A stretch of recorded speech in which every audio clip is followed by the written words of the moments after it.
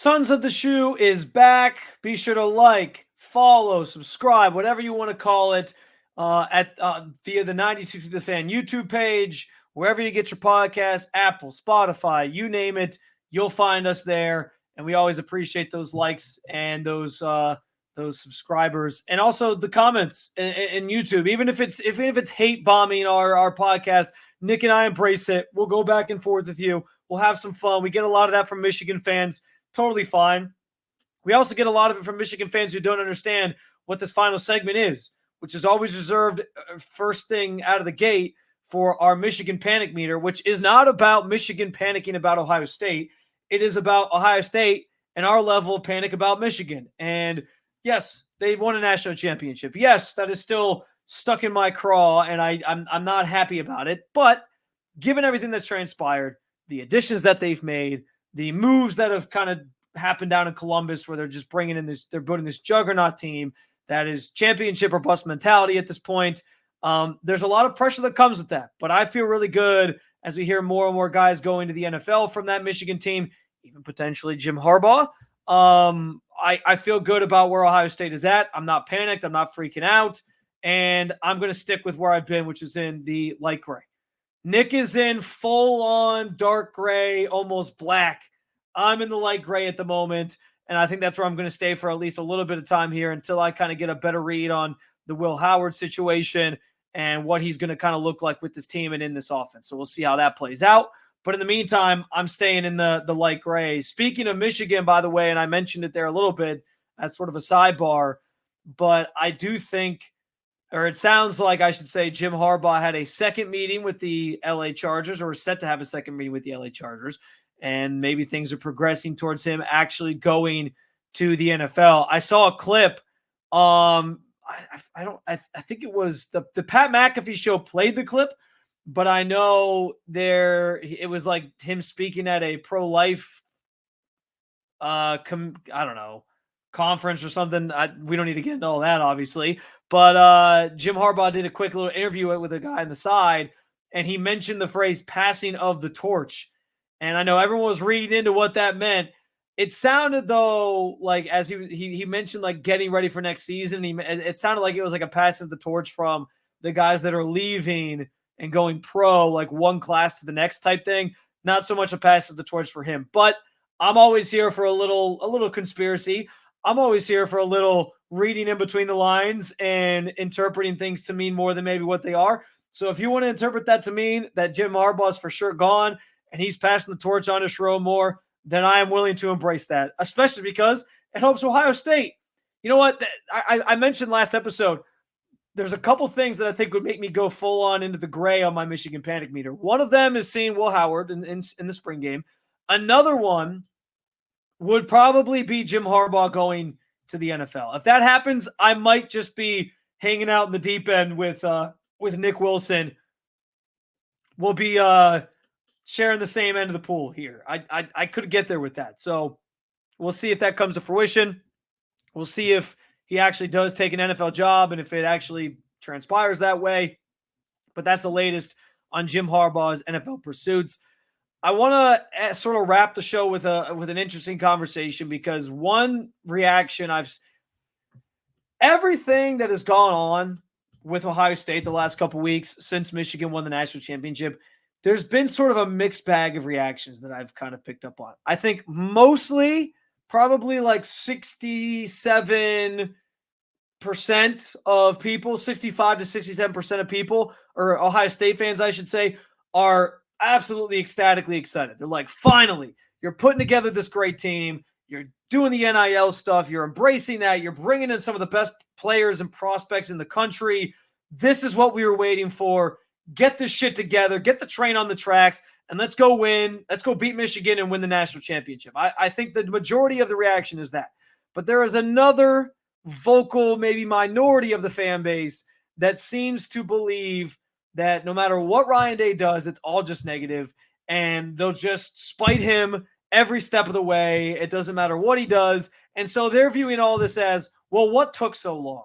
Now you're just desperate and you're doing this and you're setting yourself up for failure. And it shouldn't have taken this to really light the fire under your ass. And You should have already been doing this to begin with. And I understand. I understand what you're saying. Like, I've said it 1,000 times on this show alone.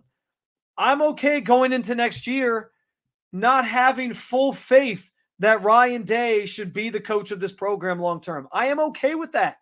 I'm okay admitting that, saying that, whatever right now. We've established that. Line is drawn in the sand. I am with you. There's still questions about Ryan Day. I think he's trying to answer some of those questions by loading up on talent, bringing in another offensive mind in Bill O'Brien. He's got a new AD that people have been poo-pooing Ross Bjork, and I get it. There's some things with A&M and the contract extension to Jimbo Fisher. There's everywhere he's left, it seems like people have been happy about it. But I'm telling you guys, you can find an AD pretty much at every school, unless it's like some legacy AD that's been there for thousands of years. I shouldn't say that, obviously I'm being hyperbolic, but like, I don't think Gene Smith is leaving with a lot of animosity or hatred from the fan base. But I do think that most schools, like especially in today's climate, guys are moving around all the time. There's a reason Ross Bjork has climbed the ladder to being at a program like Ohio State now. He's good with money. And what do we know about this? What this team and this program are doing this offseason? They're trying to raise money. They're trying to embrace the NIL stuff. Like, this is all important stuff for the future of the college football landscape and in the future of college athletics in general. So I understand the move. And yeah, I feel like you can pretty much point at something that an AD did at most schools, especially if it's one who's changed places a lot. And you'll be able to find something they did wrong that rubbed people the wrong way, that now they're going to throw the mud on them, sling mud at them on their way out the door because, well, I'm glad this guy's gone. Look at this one thing he did. I think you can find that universally about a lot of ADs and about a lot of coaches in some places too. So it's just kind of par for the course. But for that group that is sort of negative and it's just desperation mode for Ryan Day and like it shouldn't have taken this long. All I got to say is I don't care. I don't care what it took to get here. I'm just glad that we're here and I'm trying to enjoy the damn ride.